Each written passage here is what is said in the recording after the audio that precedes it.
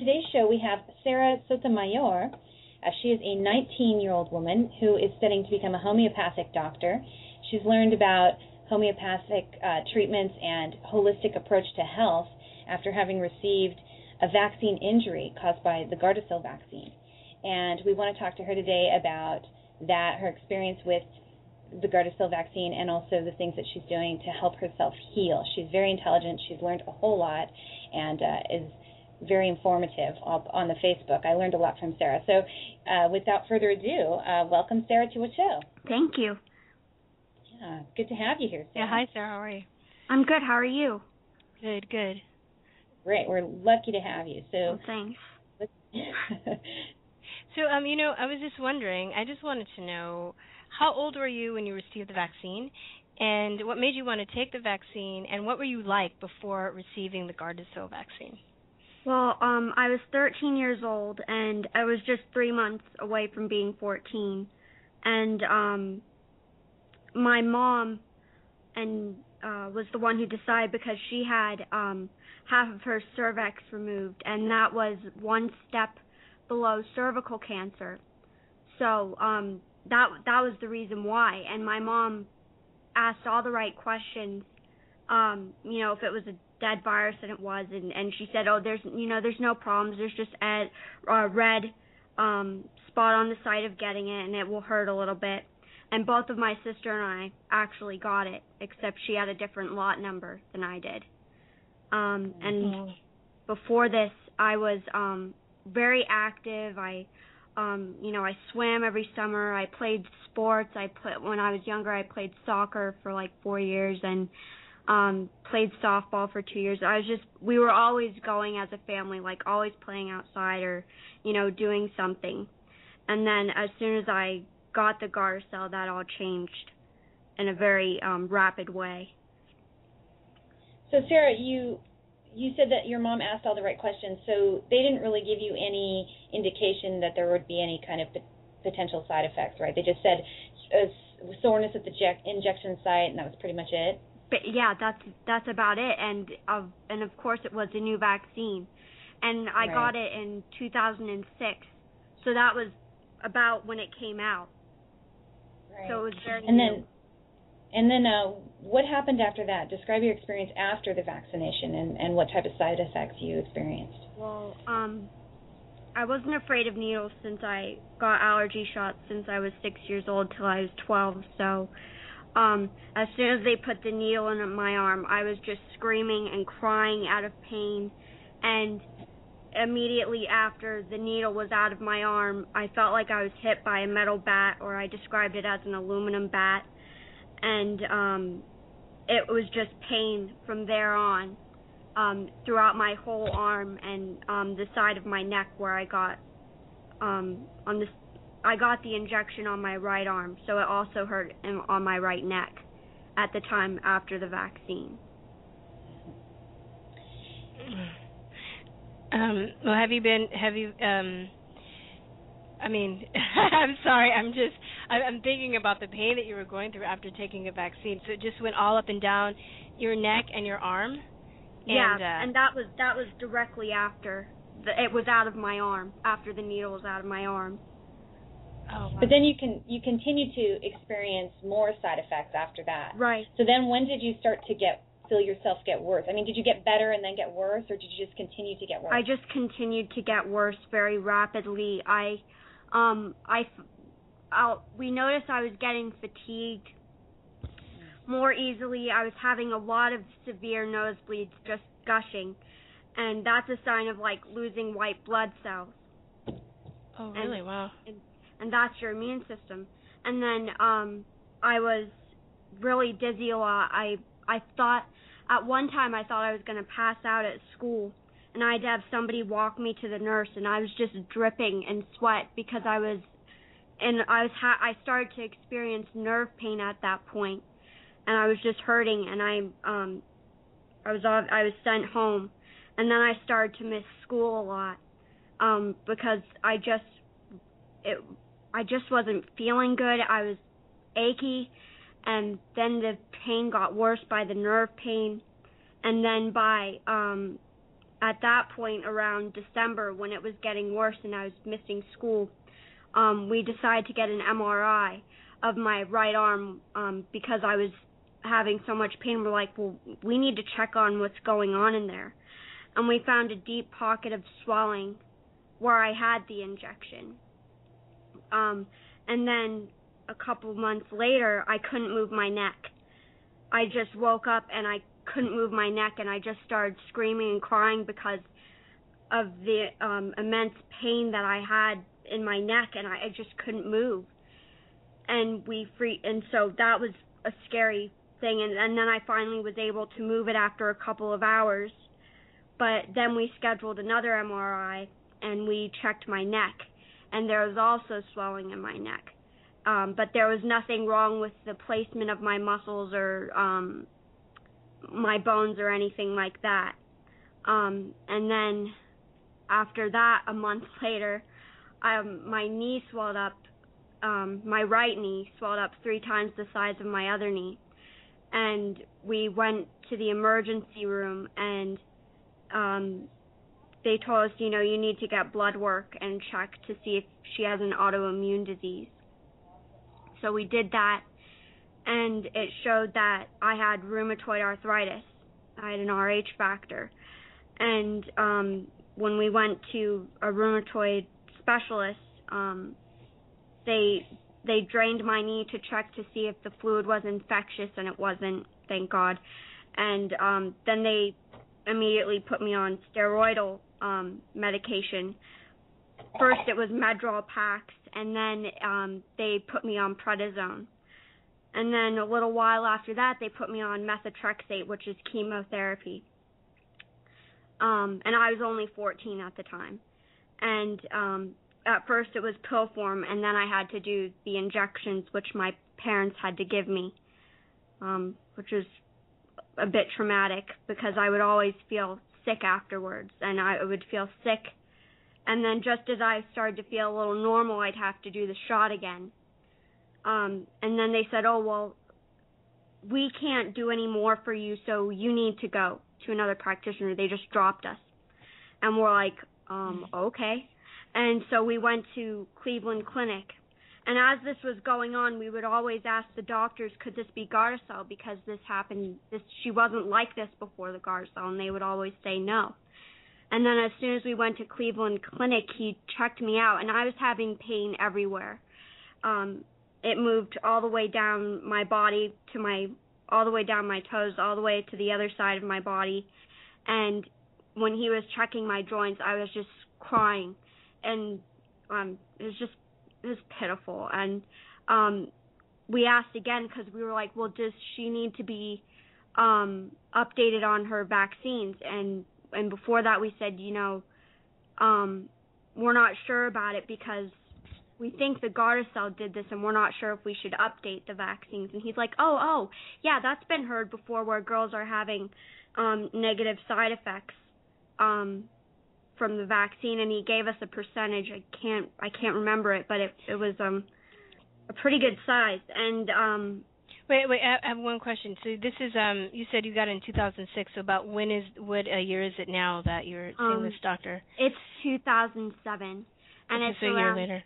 Yeah, and it's around August, almost September at that point. And so then he directed us to a rheumatoid specialist at Children's Hospital. And when we went there, then he put me on a combination of the methotrexate with Enbrel. And that was awful. That was probably the worst shot I've ever experienced in my life because it was like a pen shot and you had to do it in your leg. And it felt, if you've ever had a wart frozen off, it felt like that, but so much nerve pain with it, and it felt like cement going through my leg. It was really bad, and I can remember one time my mom was away and my dad had to give it to me, and my mom was the one who normally gave it to me because I would get so nervous. I didn't mind my dad and mom doing the methotrexate, but the Enbrel was a different type of deal. And so I had to talk him through it, and it was really hard because after I talked him through it, I just screamed, and it was hard to see your child just screaming and writhing in pain like that, and not knowing why, and nobody really listening. And then I had to go to the hospital, at Children's Hospital, because I was having such severe nerve pain throughout my right arm that I just kept having to come home from school. And at this point, I was a ninth grader, so we went there, and he's like, "Oh, well, I think we need to start her on Remicade." And I started there at the hospital, and then he also put me on tramadol, which is, we didn't know at that point, but was a derivative from morphine. And we asked, we're like, "Well, can't you get addicted from this?" And he's like, "Oh, no, she doesn't have the personality," which is absolutely crazy because it's a chemical reaction in the body. It doesn't matter if it's your personality or not. And so he put me on 4 to 6, and we never went up past 4. But we noticed that I was starting to show, we thought it was coming from the pain that if I missed it, if I was a little late, I would kind of get shaky and I would really start hurting because it causes that reaction. It makes you hurt, so you take it. And so when I was doing the Remicade treatments, I would have gushing nosebleeds directly after them. And we stopped after doing that twice because you had to do it through an IV drip. And then I'm thinking around late November, I had a methotrexate overdose. And what that means is you're throwing up, you can't keep anything down, you're having diarrhea, really bad pain, and the only symptoms I didn't have was bleeding in the stool or bleeding in the vomit. And my mom called Children's Hospital and called our doctor. She's like, "Well, I haven't seen this before." And he kept saying that, and my mom's like, "That doesn't make me feel any better that you haven't seen this before, because it's obviously been seen before if it's on the package insert." Yeah. And so we dropped him after that. I immediately stopped all of the drugs except for the steroid and the tramadol, because I was also on anti-inflammatories. And we just stopped all of that. And then I had to go to the hospital again to get, we just wanted to get a fluid strip of, just saline to rehydrate myself, because I couldn't keep anything down and I was very dehydrated. And especially because I was also having, vomiting and diarrhea, so that dehydrates you. And they came in with this huge white, this needle of white liquid, and at that point I just fell asleep because I just felt so tired. I feel like I blacked out because I don't remember anything until I woke up. And my mom said they brought in this white drip, and I asked what it was, and they were going to give you morphine. And of course my mom said no. She's like, she doesn't need that, and she doesn't need to be on that.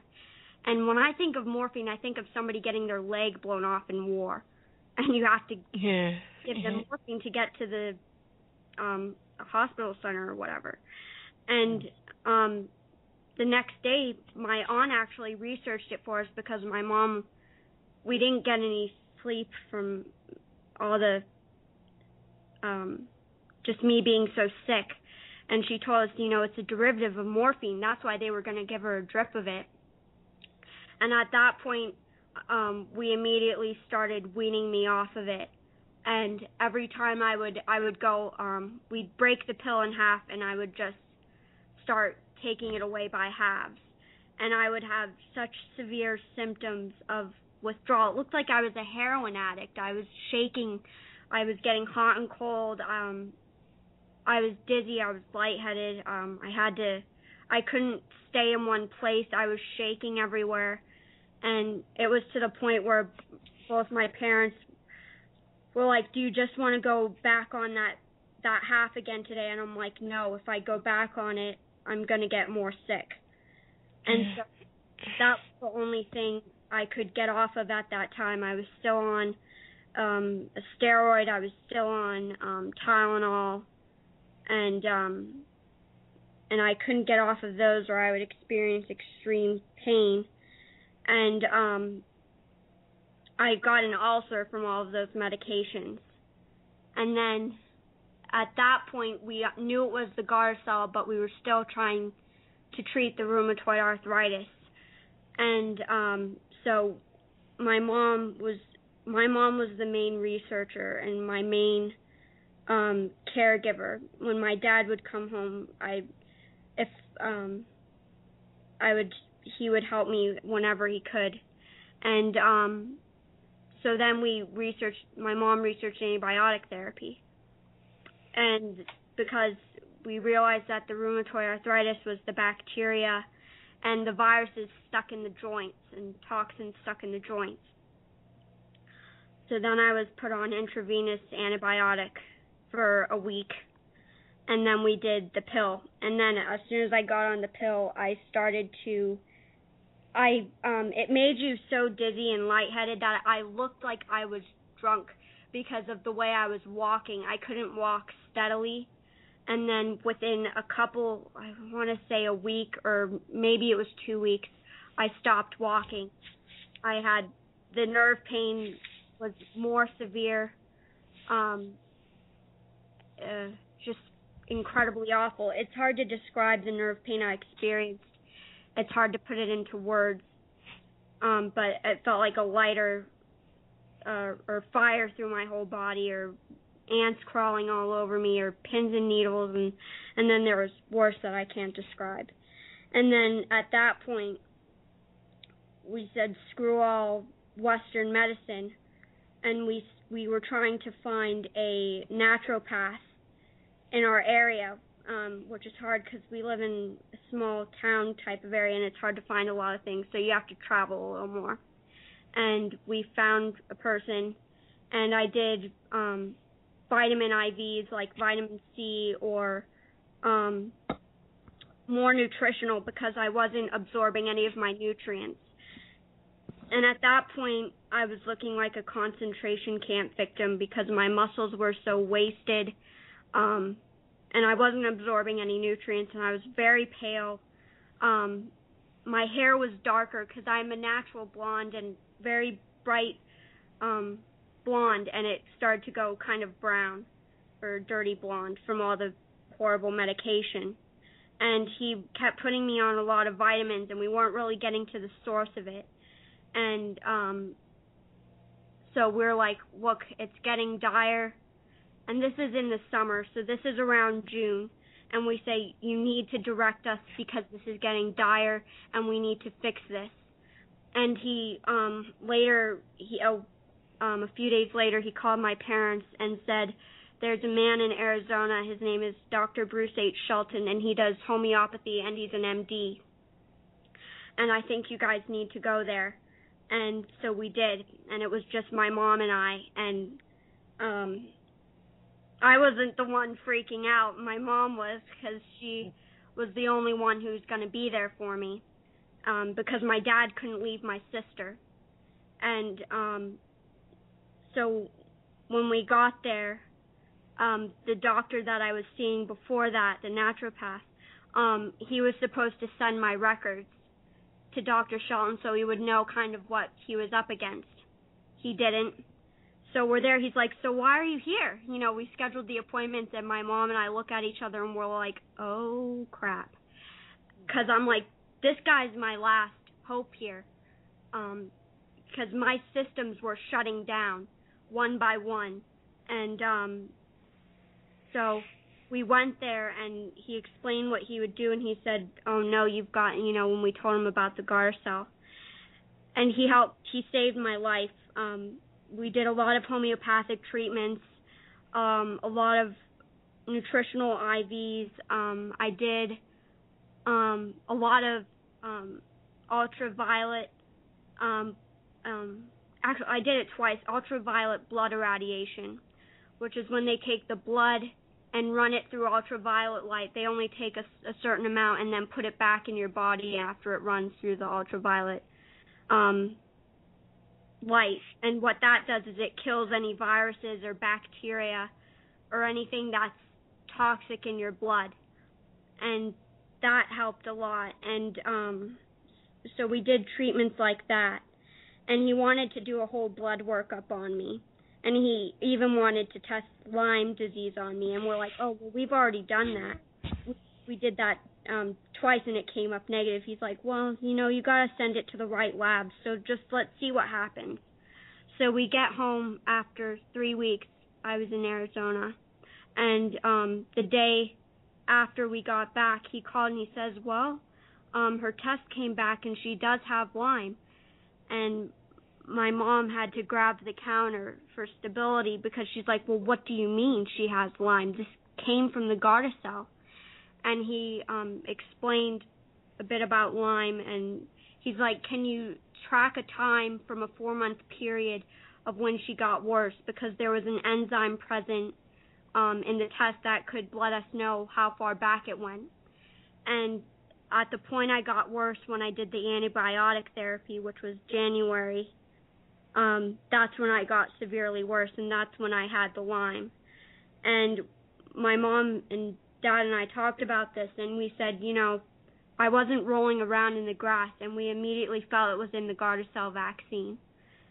And there was an interview by with an ex-vaccine manufacturer with John Rappaport, who interviewed him, and he said, everybody thinks the labs are clean. They're not. They're all contaminated, and you don't know what you're going to get, basically. Well, that's very true. Going back just a little bit, you mentioned that at one point you were unable to walk. So how long did that last, and when were you able to start walking again? Well, it lasted a bit over 2 years, and that didn't get better until in December of 2008, and I did a herbal therapy, which came from China, and it got me to feel better. I immediately started to lose swelling. I immediately felt better because I was bedridden at that point, and it was a miracle. And I was able to have it until around December, in the beginning or late November of this year. And that's because the patent ran out, and they didn't get their patent renewed, and I think pharma might have been trying to take it, and you couldn't get it anymore, which was absolutely awful because it was really helping me. It was helping me deal with the symptoms so I could start detoxing my body, and it saved my kidneys because I started to have. We didn't have it diagnosed, but it was pretty apparent I was having kidney failure because I wasn't urinating, and I was only going to the bathroom maybe once or twice a day. Well, I have a question. What was it? Do you know the Chinese herb that It's called bioessence. It was a miracle. It saved my kidneys. It saved my organs. I started to be able to detox, and I wasn't. When I kept getting worse before I got on bioessence, I couldn't urinate. I couldn't have any bowel movements. The bowel movements would happen maybe every 2 weeks, and it was excruciating and painful, and I wasn't getting rid of what I needed to. And then as soon as I got on that, I started having bowel movements again. I started going to urinate again, and my system started to clear up, and I started to gain more weight when I was on it. Was it a pill or a powder form or A pill, and they had some of the herbs listed, and then they had some of it that you didn't see because it was patented. Got you. So that's the name of the company, Bioessence, or it was a company that made this particular formula, and the formula is called Bioessence? the formula is called Bioessence. I can't quite remember the company. Okay. But they I'm sorry, go ahead. They had one. It was green, the color of the pill, and it did all these other sorts of things. And you were kind of put on like a protocol. And then not until a little while you did the red Bioessence, and what that did, it was more yin. It healed more. It helped your kidneys and other things. But the green Bioessence was the main thing that helped me the most, because of the certain herbs that were in there were exactly what I needed for my liver and all of that. So by doing that, and soon after that, I did hyperbaric oxygen therapy, and I did 60 treatments because my mom read the Jenny McCarthy books, her first one and then her Mother Warrior when it came out, and we saw that she did hyperbaric oxygen therapy, and it seemed like a lot of the treatments that autistic children get were really, really helping me. I was different, but the treatments were helping.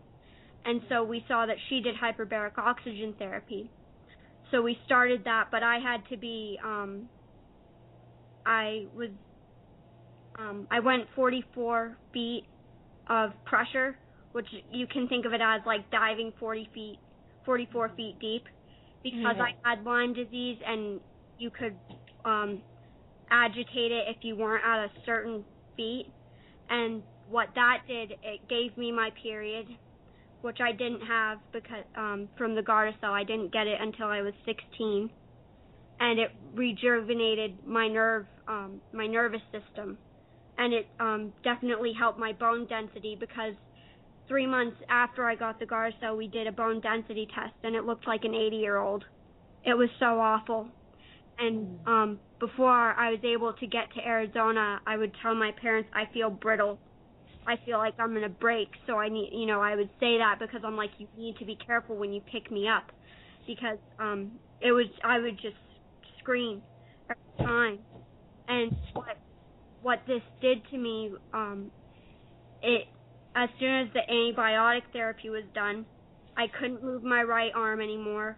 My right pinky at the second knuckle is bent, and my pointer finger on the left side was extremely swollen. It almost looked like a sausage.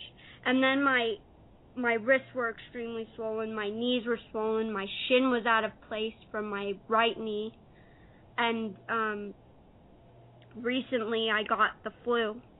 And before I had the flu, I had the Lyme dormant. I was dealing with the Lyme, trying to get it out of my system, get rid of the ammonia that they produce in the body. And I started walking a lot in 2010, and that was due to coffee enemas and seeing my herbalist and acupuncturist, and she does homeoapthy, and she does a lot of biomedical treatments, and she also helped get me walking. And also at that point I was doing the beam ray, Rife technology, to get any viruses out and the Lyme out, because I had a viral overdose.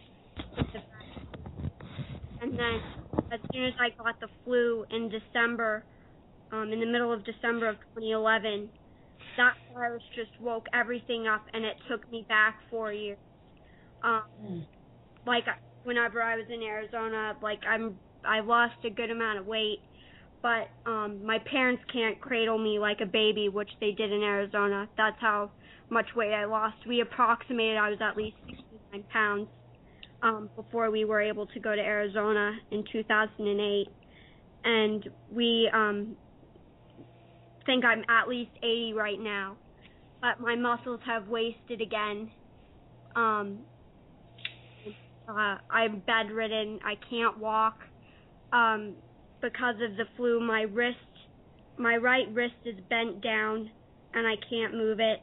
And then my other pinky on the left side at the second knuckle bent up again, and my other shin went out of place.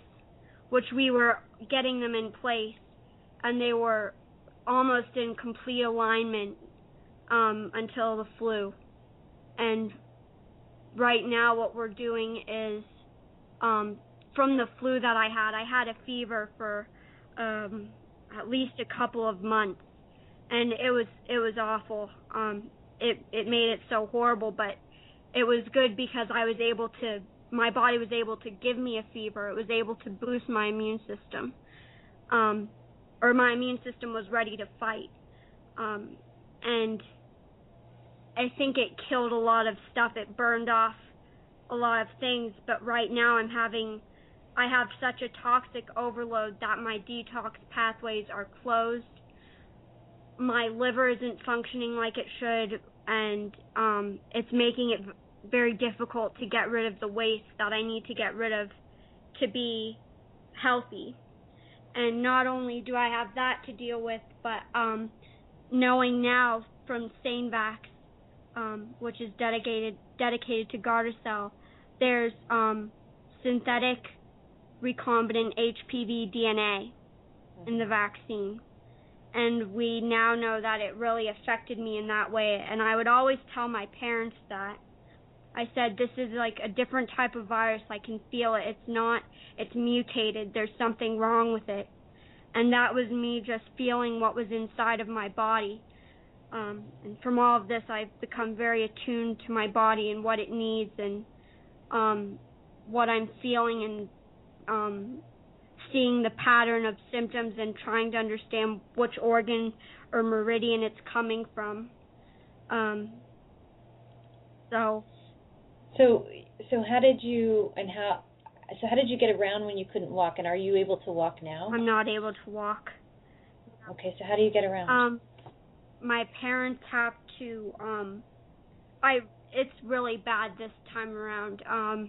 I can't, my parents have to put me on a chair, it's kind of like a wheelchair, but it doesn't have those big wheels, and it has like 4 little wheels like in a square, and that's how I get around.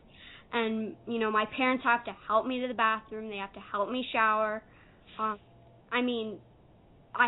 can't feed myself because of my wrists, and it's upsetting just because I was coming so far, and then I had such a setback. But we're finding out what needs to be done, and I've had a couple diagnostic tests, and we're just waiting to hear the answers on my detox pathways to see what nutrients I need to have elevated, and enzymes or anything like that to open up my detox pathways to get rid of the toxicity that's impairing my ability to absorb nutrients. And we know right now that my DNA, I had a diagnostic test with a machine called SCIO, and it's amazing. I want one. It's like $20,000, but it's amazing, and it has right frequencies within it, and it diagnostically tests you, and you can do it remotely or wherever the person who facilitates the SCIO is. Mm-hmm. And it's like a very, very high-tech computer, and it checks you with alignment, with your DNA, with meridians, your what you're missing in your diet or nutrients you're missing. And what we found out is that I have a vaccination disease, which wasn't really a surprise. That my DNA was altered, and so we're trying to fix that. And I think your DNA was altered? Yeah, because what happens when your DNA is altered, and it can happen with a vaccine. There doesn't have to be foreign DNA within it. It can just be because of all the awful ingredients in the vaccine. What it does is, since there was HPV synthetic recombinant DNA in the vaccine, and then there's foreign DNA in it, what that DNA does is it attaches to your DNA, and then your DNA has no choice but to follow the codes that they've just been given by the toxic DNA, basically. And then it's kind of like possession a little bit. Yeah, and that yeah. that wouldn't happen if you didn't get a vaccine, because viruses and bacteria do help us evolve when you get them naturally through a person. And but that was totally bypassed by having it injected. And that happens to everybody who's infected by a vaccine. My sister, she didn't get the same lot number, but she had warts. And that's essentially what HPV is. And we both had warts, which we got rid of with castor oil. What? How did you do that? With the castor oil? Yeah. You just rubbed it on and... Yeah, Band-Aid over it, and you keep doing it, and it just went away. Because How long does it... Go ahead. I'm sorry. About how long does it take to do that? Well, for me, it took a week. And it didn't take long for my sister. But when my sister got the vaccine, she had more warts than ever. And, like, on her, close to her nail beds. And it was painful. And not until we got, because we have a cold laser, and I have, it's called a harmonic quad. And I don't know if you've ever heard of, like, it's like a zapper. And what it does is it frequencies that can zap viruses, parasites, bacteria out of your system. And it also helps to align your meridians. So one day I'm just like, Shannon, you need to do this, and you need to do a detox foot bath. And she got rid of it within 4 days. Oh, but wow. she tried everything after the vaccine happened. And it didn't happen until that point, until she did the harmonic quad. What is in a detox foot bath? Have you ever heard of an ionic cleanse foot bath? Yeah. Well, I did those in Arizona. I also did them whenever I did the beam ray, but there's also a detox foot bath that you get with the quad, because what you have with the quad is you have these metal cylinders that you hold, and you like plug the negative and the positive wires into it. So then you just unplug them out of the cylinders and plug it into a foot bath, and it pulls out those toxins. And it doesn't, like, the water turn black? Or it No. can turn black if you have a lot of toxins? Or That happens with the ionic cleanse foot bath, but with the harmonic quad foot bath, the negative and the positive charge are separated, so you don't get that disgusting color of the water. Okay. Very interesting. Yeah. So, Sarah, you're very smart, and you obviously know a whole lot about.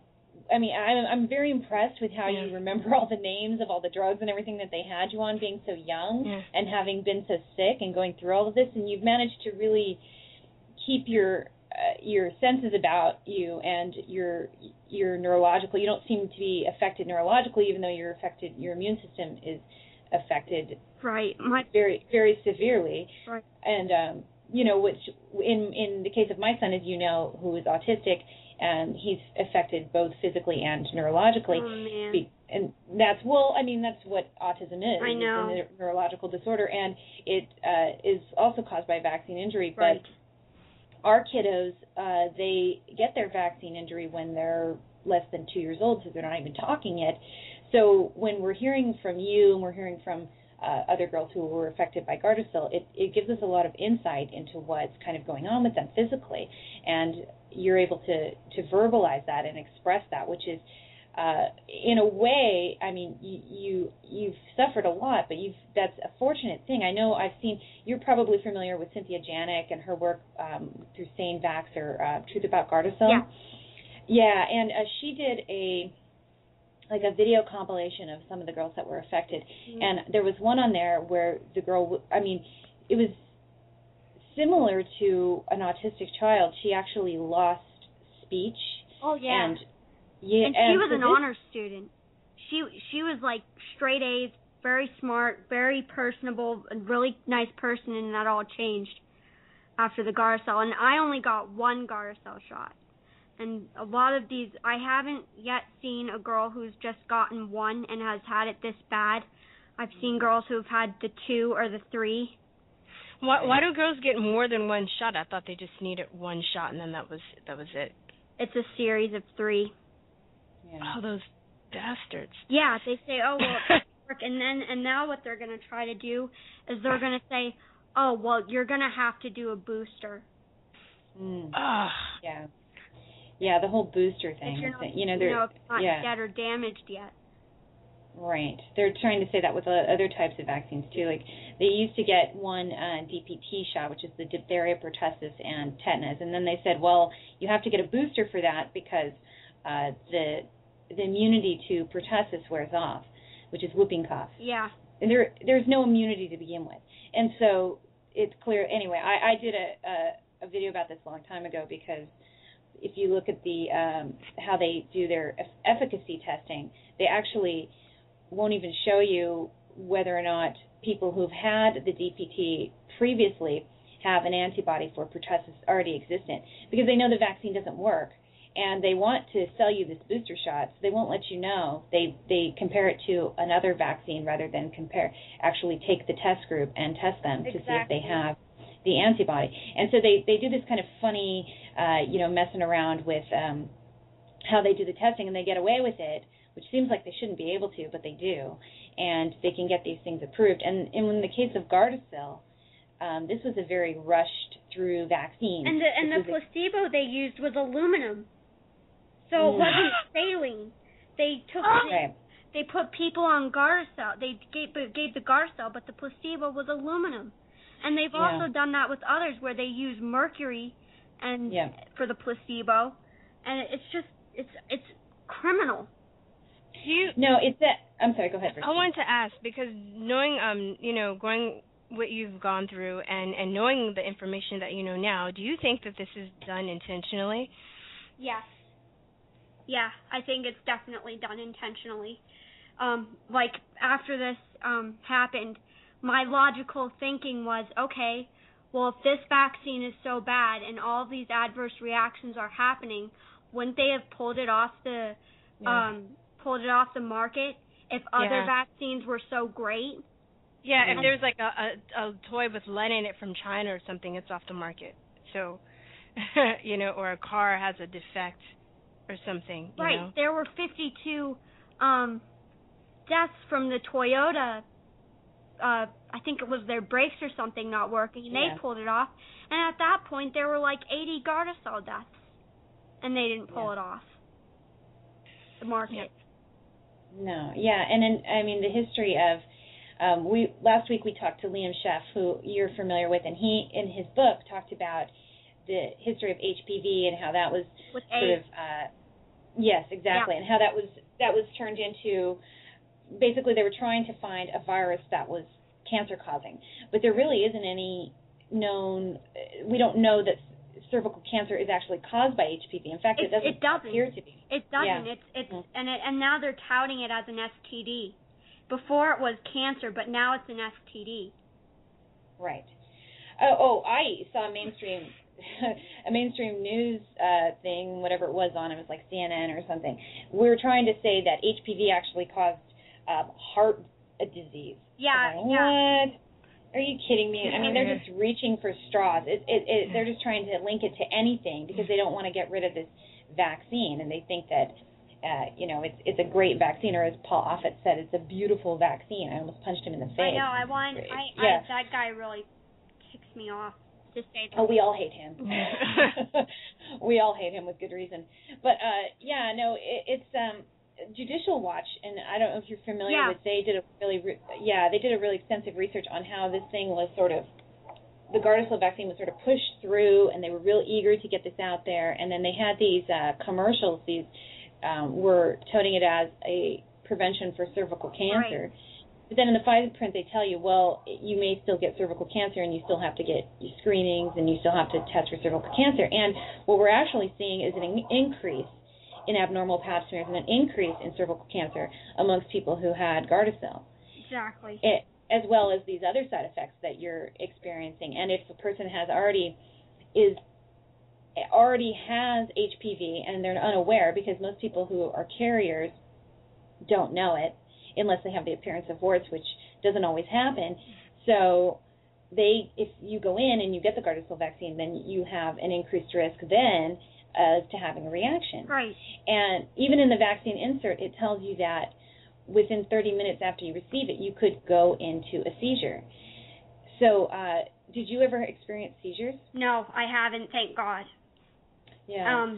But that's a known side effect. I mean, they knew that during the trial. Yeah, and I have to say, I don't think, I don't know if I'm 100% sure on this, but I don't think it was even on the package insert when I got it. But we didn't see it until we saw it. And I told my parents, I'm like, there's sodium borate in it. That's cockroach killer.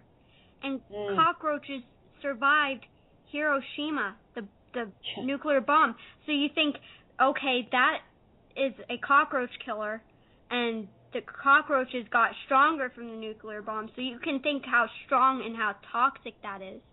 Just that ingredient alone. Yeah, and it's the process of vaccination that, as you were mentioning earlier, how it's such a natural way to acquire, you don't acquire immunity in normal situations in a natural environment through injection. You acquire it through, you get sick, it comes through one of your orifices, your eyes, your mouth, your nose, through your skin even. It can penetrate through your skin, certain things. But then once, through absorption, but not through injection. Exactly. Because then when you have injection, then it actually bypasses the immune system. You don't have immunity to that. And in some cases, they're using dead viruses, and in other cases they're using live viruses, and people can actually get the disease. So it's a hoax. I mean, the whole thing. I mean, how do you feel about the vaccination program in general, now that you know what you know? I mean, I get angry every day if I think about it. I just want to hurt those people because they're hurting innocent children. They're killing innocent babies that didn't even get a chance yet.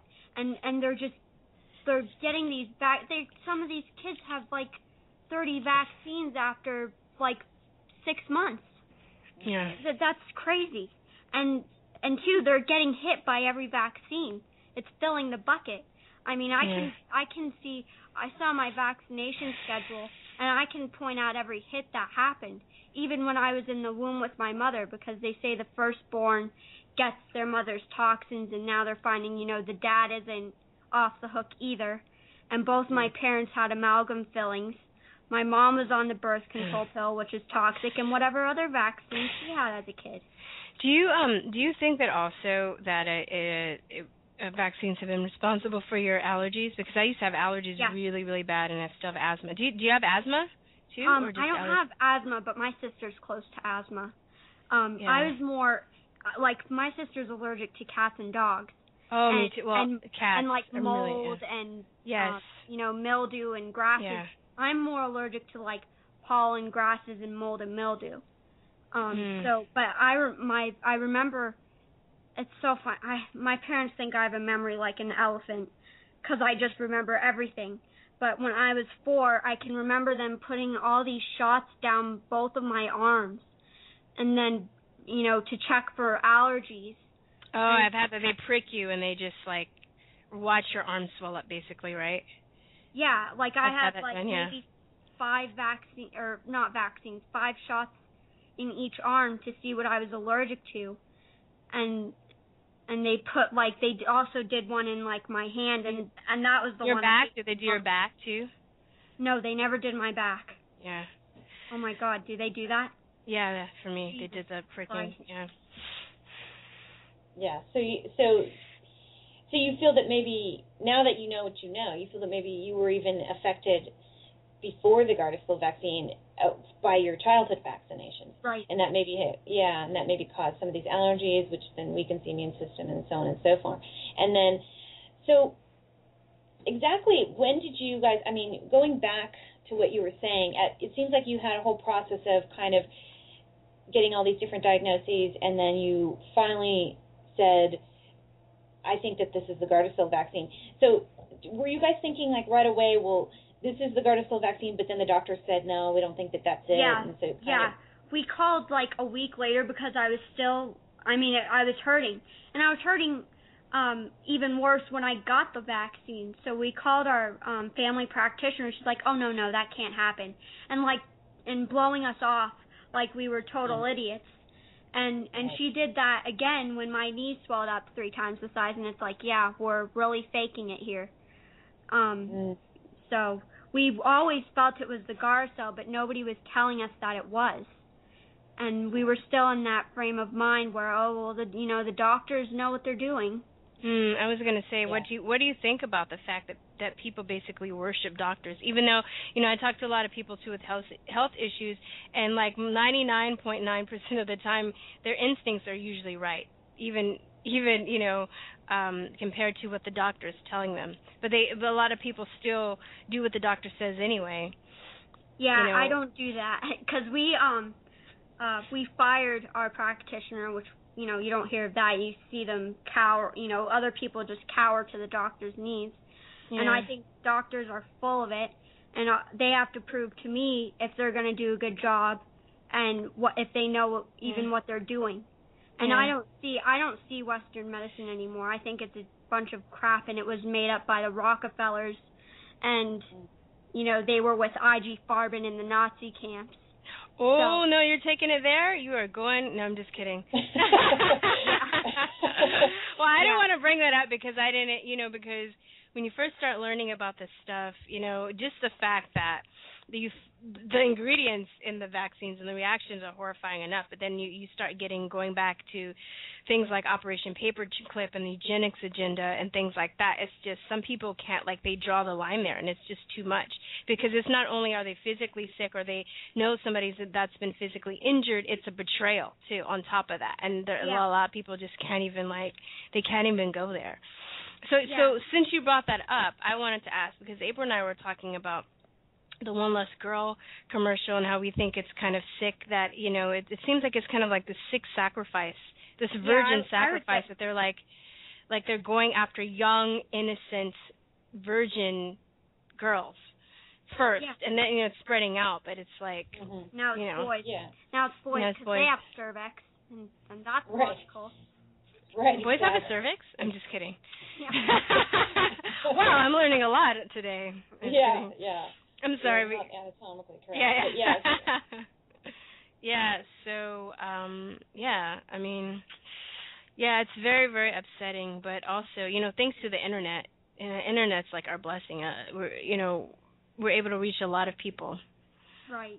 With information. Like, people are talking, they're coming together, they're sharing ideas, they're able to. I know that you probably have you ever met any other Gardasil girls that have been injured, and do you well, first of all, answer that question. Do you keep in touch with any girls? No, I haven't. Okay. I've seen them on TV, like girls who've had Guillain-Barré, and there was the manufacturer's no, this can't happen, it's not proven. But I've heard of a couple of girls in my whenever I was in school as a senior and stuff, or even as a sophomore, because I wasn't going to school until I was a senior because I wasn't well enough, so I was homeschooled. But I heard of a couple girls having negative reactions, and they didn't really want to believe it was the Gardasil.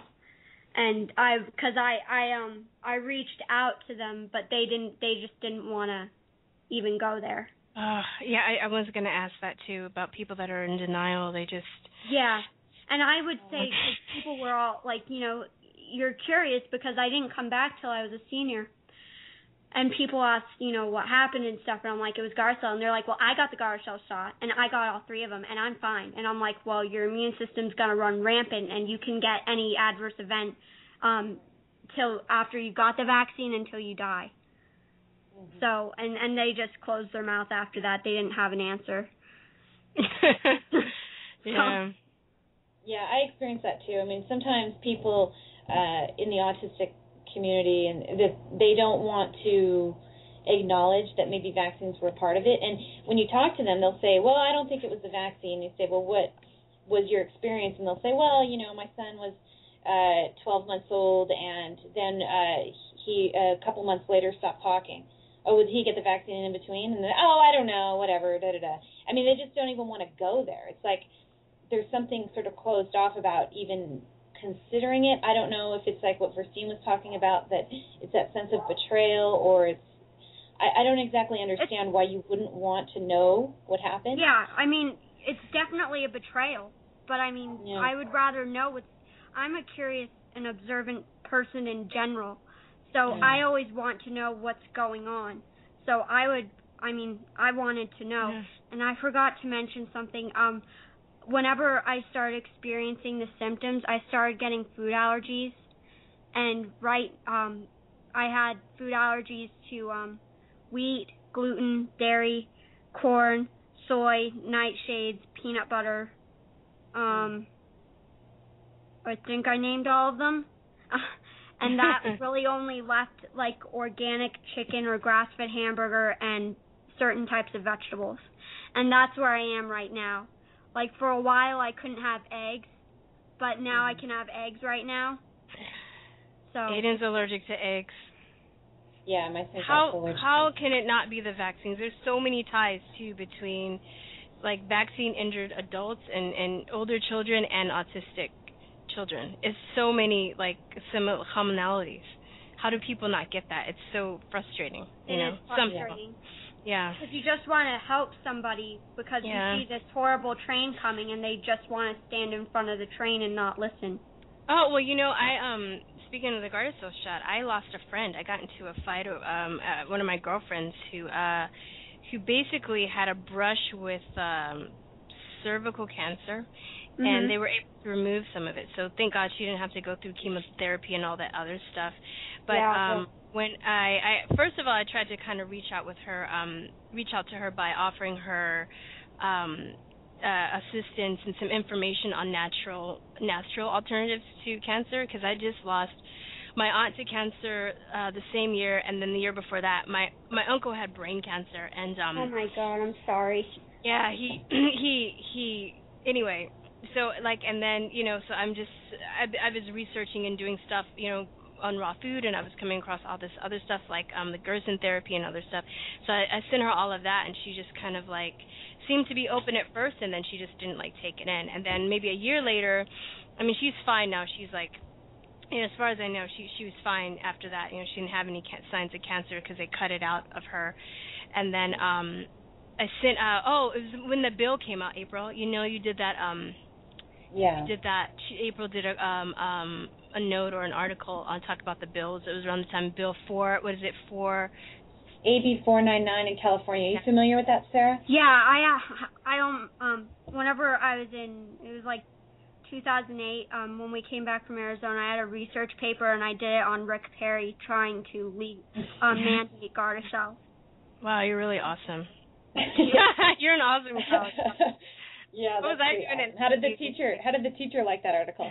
She liked it. She believed she didn't get her kid. Like after we told her she's not getting Gardasil, and even whenever I was on the plane to Arizona, I helped the person to not get Gardasil. She was like in 24, and she's like, oh my God, I'm gonna tell my friend because we're scheduled to get it next week. And then people, like if we would meet people, we'd tell them that, and they wouldn't get it after they saw me. And funny enough, when we were when I was at Dr. Shelton's in Arizona, there was a woman who wasn't sure if she should get the MMR vaccine for her son, and he wanted the mom to meet us, and the kids, this boy who's probably like 10, his eyes bugged out of his head, and he looked at his mom like, you better not give it to me because I'm not doing that. Wow. And so, I mean, well, at least some people listen. Some people, like, I just want to finish going back to my friend. So I sent her. I did this. I wrote a note too on a little bit on the bill. I took some of April's pieces and then I posted some links, and I was talking about the bill, and I sent it to a bunch of my friends that I was thinking about my friends that had children or had nieces and nephews and stuff. I was like, read this, and she took offense to it, and her boyfriend like sent me this nasty note. and they just both like kind of flipped out. So I was done with them. I'm not friends with them anymore. But going back to the thing we were just talking about, how there's you told those people and they opened up and they listened, but there's just some people they don't want to listen, and it's really hurtful because you're really trying to help. I don't know why people think you're trying to like sabotage them or hurt them. It's like I know it's like I'm not trying to hurt you, and I've had that happen a couple of times when I went back to school. A girl was just gonna get it the next day, and I like blew up. I got a little animated and colorful with my words, talking about the Gardasil vaccine. I'm like, they do this, and that's why I'm the way I am, and I started going off on information, and she's like, well, my grandparents are the one who want me to get it, and they're old school, and I'm like, you need to do whatever you can to not get the Gardasil, and she did. She got it the next day because her I don't know if she really cared that much, but the next day she came to school. It's like, I don't think she wanted to tell me if she got it or not, and then she did, and then, I could tell she didn't look like she felt good. Like, she's always, like, really fashionable and, like, always looks really good when she comes to school, and she was, like, in sweats and stuff, which wasn't like her. So I just kind of was observing it, and so I'm like, she doesn't even look like she feels good. And it just hurt because I'm like, don't you see how I look? I still look like a concentration camp victim, even though I'm doing better. You're seeing me at my best, not my worst, and you still got it.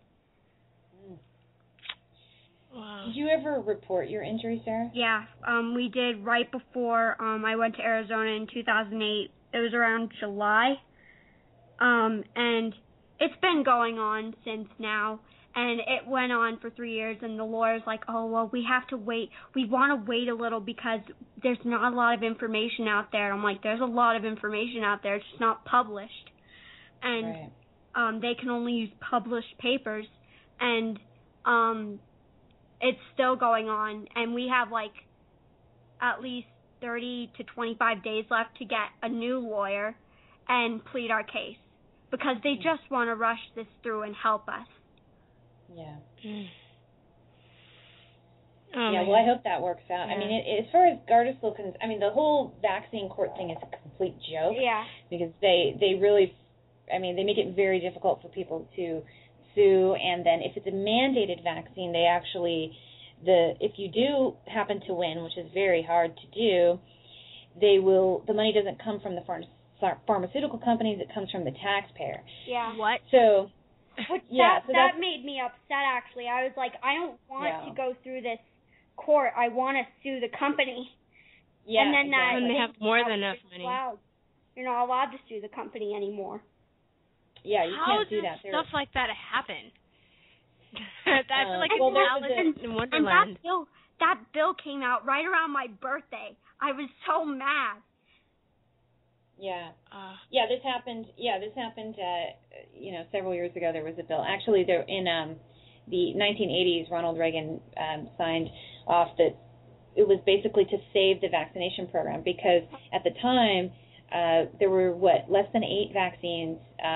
I think there was about 8 vaccines total, 6 mandatory, and then 2 recommended. And the program was in such jeopardy of being dissolved because there were so many vaccine injury reports, and the pharmaceutical companies were getting sued so much that then he signed the order saying that they would remove them of liability because that way it could save the vaccination program. They wanted to continue to be able to mandate people to receive them in order to go to school or whatever. And now it's, healthcare workers, and they're just going after everybody. And he's such a hypocrite because I don't know if you've ever heard, but I think on Cut, Poison, Burn, they talk about it. I'm not 100%, but he went to Mexico to get treatments for, I'm not sure if it was cancer, but it was some sort of disease, and it was where they take apricots, and it's in an IV, and it helps to cure you. Oh, it's probably Gerson, because they have a center down in Mexico. Yeah. In therapy. Yeah, but there was like an IV therapy involved with like apricots or an extract from the apricots. Because they have vitamin C, right? And apricots. Right. Yeah. And like high amounts. I'm guessing, but I'm pretty sure it's probably Gerson therapy because that's one of the treatments that they do, and they also have a center in Mexico. Right. Yeah, like Dr. Oz doesn't vaccinate his children, but he used to.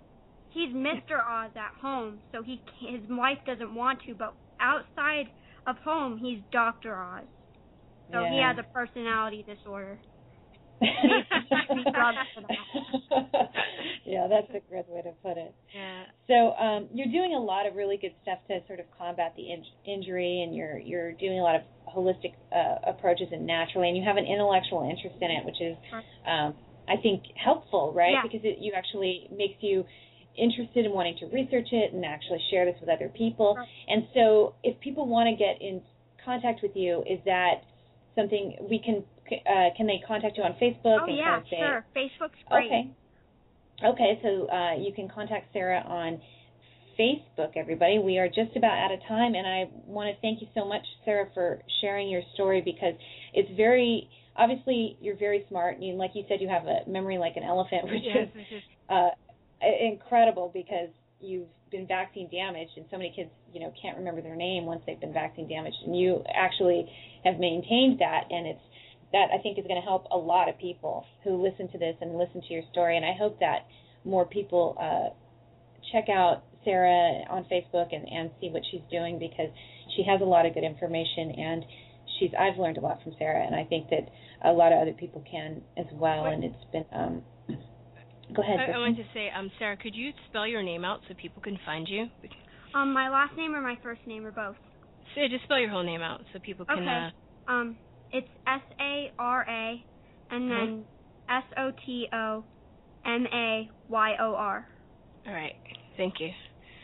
Just so people can find you easily. Yeah. And if you can't find Sara for some reason, you can go to our website, www.truthortease.com. You know what, Sara? Do you mind if we put your Facebook link on our webpage? I mean, put the webpage up. Yeah, you can. Yeah, you can put it on there to find you. Yeah, you can put it on there because I don't know, it might be hard to find my last name. Okay. Sara, you were studying to be a homeopath, so now that you've had kind of this relapse, are you able to continue that? Well, what we were doing was, after I graduated as a senior in high school, I was going to take a year off because I had to always focus on school and my health, and I had to split, my time. And so I was going to take a year off to get healthy, get stronger, so I could go to college on my own and stuff. And then this hit me like a freight train, and that just kind of halted things. But the tests I've done and the people and homeopaths I've talked to, they said if you've had a setback this quick, you can always regain your ground back to where you were and better. It just might take a little time to for the the homeopathics and the IVs and all of that to start kicking in, because we have to take it a little slow, just because it was such a huge hit that set me back so far. Wow. Okay. Well, I think that you'll be very successful as a homeopathic doctor. You have a lot of tenacity, you have a lot of courage, and you're very smart. And you have a great sense of humor too. You have a good you're in good spirits, so you're very likable. Let me just put it that way. Thank you. It's impossible not to like Sara. Yeah. If you don't like Sara, you got a problem. Yeah. So thank you. Anyway, definitely, so thank you so much for doing the show, and I'm really, really grateful to have learned everything from you that I have, and I hope that other people will do the same. So well, thank you for having me on. I really appreciate you letting me share my story so I can help others. Yeah, and I know, and that's very selfless of you too, because Sara's not promoting anything. She's doesn't have anything to sell. She just wants to help, and that's very, very honorable. Thank you. And so, thank you once again. And if you want to find out more information about Sara, like Virstyne said, we're going to put that up on our website at www.truthortease.com. We have our new T-shirt now available for purchase, The Conspiracy Realist. We've also got links to buy the books from our previous guests, Lamb Chef and Angela Williamson, is on our website. So please check us out, Facebook, Twitter, YouTube, everything else. and our website. Thank you again, Sara. We'd love to have you Sarah. anytime. Okay, thanks. And so, that'd be with great. peace, truth, and love. Peace, truth, and love. All right, bye-bye. All right, bye-bye.